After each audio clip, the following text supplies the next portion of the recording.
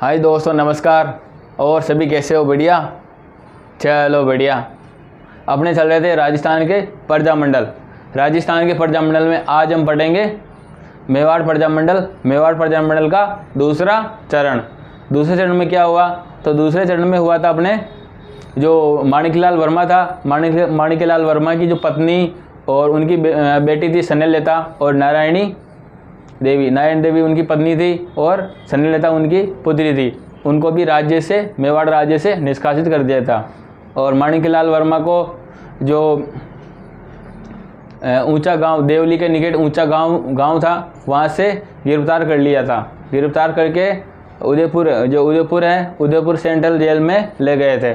कुछ समय बाद उनको कुंभलगढ़ दुर्ग में ले गए। कुंभलगढ़ दुर्ग में ले जाने के बाद में थोड़े समय बाद में उनको रिहा कर दिया गया था। रिहा करने के बाद में 1942 में भारत छोड़ो आंदोलन चल रहा था। भारत छोड़ो आंदोलन में भाग लिया था। तो उनको सभी माणिकलाल वर्मा और उनकी बेटी क्या नाम स्नेहलता और उनकी पत्नी नारायण देवी और उनका जो बेटा था दीनबंधु 6 महीने का था, उनको सबको गिरफ्तार कर लिया था 1942 में भारत छोड़ो आंदोलन चल रहा था जब।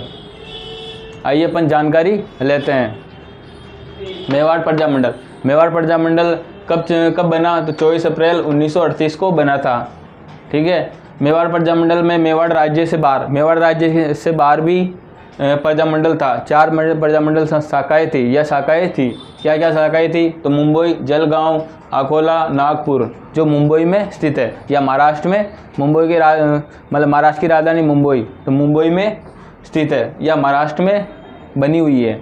इसके अलावा 24 जनवरी 1939 को माणिकलाल वर्मा और उनकी पत्नी नारायण देवी और उनकी बड़ी बेटी स्नेहलता, उनकी बड़ी बेटी का नाम क्या था? स्नेहलता, को प्रजामंडल आंदोलन में भाग ले रहे थे, इसलिए उनको निष्कासित कर दिया राज्य से, मेवाड़ राज्य से निष्कासित कर दिया गया। ठीक है। फरवरी 1934 को क्या हुआ? तो देवली के निकट ऊंचा गांव पड़ता है। पुलिस ने माणिकलाल वर्मा को गिरफ्तार कर लिया। माणिकलाल वर्मा को गिरफ्तार करने के बाद में कहाँ ले गए? तो उदयपुर के सेंट्रल जेल ले गए। उनको ले जाने के बाद में कुछ समय बाद कुंभलगढ़ भेज दिया गया। माणिकलाल वर्मा को कहाँ भेज दिया गया? तो कुंभलगढ़ भेज दिया गया।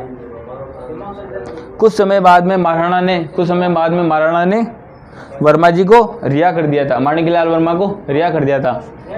आगे बढ़ते हैं। वर्मा जी को मेवाड़ प्रजामंडल का वैधानिक दर्जा दिया गया था। उसके बाद में क्या है? तो 1941 में क्या हुआ? तो 1941 में अधिवेशन में JB कृपलानी आए थे। और कौन आए थे? विजय लक्ष्मी पंडित और JB कृपलानी आए थे अधिवेशन में, 1941 के अधिवेशन में। और 1942 में क्या हुआ? तो भारत छोड़ो आंदोलन। 1942 में वर्मा जी को और उनके सारे परिवार को गिरफ्तार कर लिया गया था।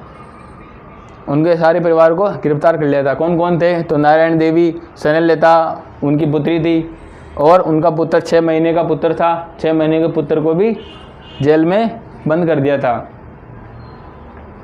1946 में क्या हुआ? तो 1946 में अखिल भारतीय देसी राज्य लोक परिषद, जो 1946 में अखिल भारतीय देसी राज्य लोक परिषद में अधिवेशन में उदयपुर में हुआ था। उदयपुर में, जिसकी अध्यक्षता किसने की थी? तो पंडित जवाहरलाल नेहरू ने की थी।